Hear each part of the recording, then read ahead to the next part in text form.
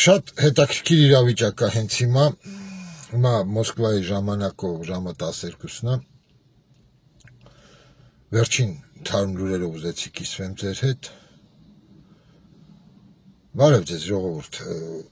նայեք, Թրամփը շատ հետաքրքիր քայլ արեց, քայլ ձիով, ասենք ասած, Պուտինին եւ Զելենսկուն սենց վիլկա արեց, բռնեց, էլի, շախմատ խաղացողները կհասկանան, ինչն էր հետաքրքիր, որ ուզեցի ձեր հետ կիսվեմ, էլի, նայեք, Հայաստանյան արդեն բոլոր լուրերը, որ հիմա տարածվում են, հնացել են, եթե լսել էիք,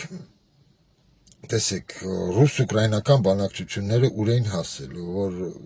Պուտինը առաջարկեց ամսի 15-ին Անկարայում հանդիպել եւ շարունակել են կետից, որի վրա կանգնել են 22 թվականին։ Զելենսկին համաձայնվեց, ասեց ես անձամբ կգնամ, կսպասեմ Պուտինին, եթե նա գա, եւ երկուսով կպայմանավորվենք։ Կրեմլի խոսնակը մամլո հայտարարություն տարածեց, որ դա ռեալ չի, Պուտինը չի գնա Անկարա։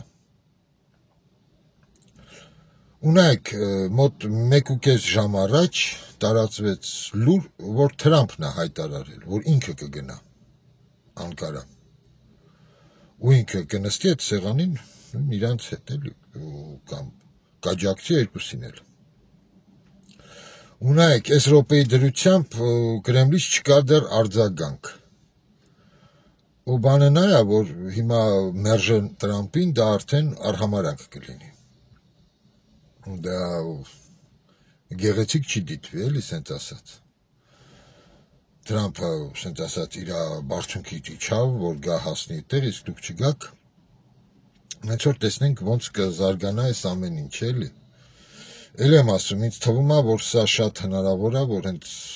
լինի այդ պատերազմի վերջը, էլի, կուլմինացիան։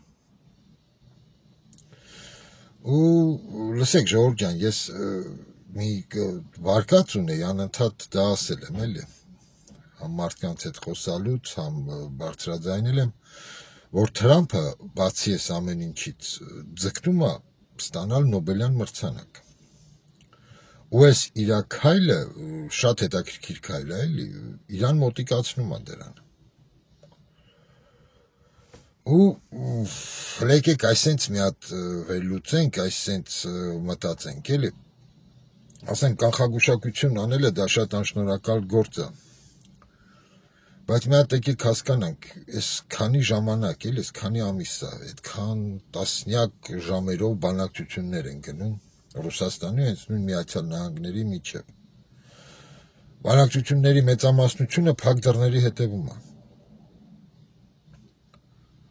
Իսկ ինչ, եթե այսպես մի տարբերակ, որ այս օրը ծրագրված է եղել։ Որտեւ նայեք, Թրամփը ինչքան զիջումներ արեց Ռուսաստանին, բայց Ռուսաստանը միջև հիմա իօքուտ Միացյալ Նահանգներին ոչ մի ինչ-որ զիջում կամ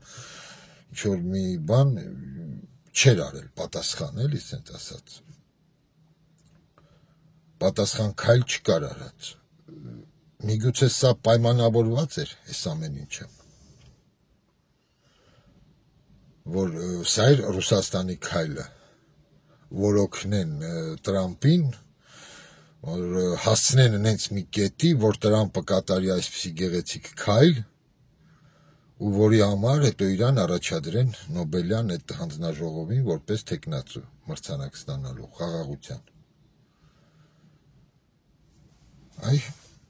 Այսա մտածելու տեղ է տալիս, էլի, թե այդքան ժամեր ինչ են փակ դռների հետևը պայմանավորվել։ Ամենահետաքրքիրը սա է։ Սա հիմա նմանվում է արդեն բան դավադրության տեսության, բայց ոնց որ ասում է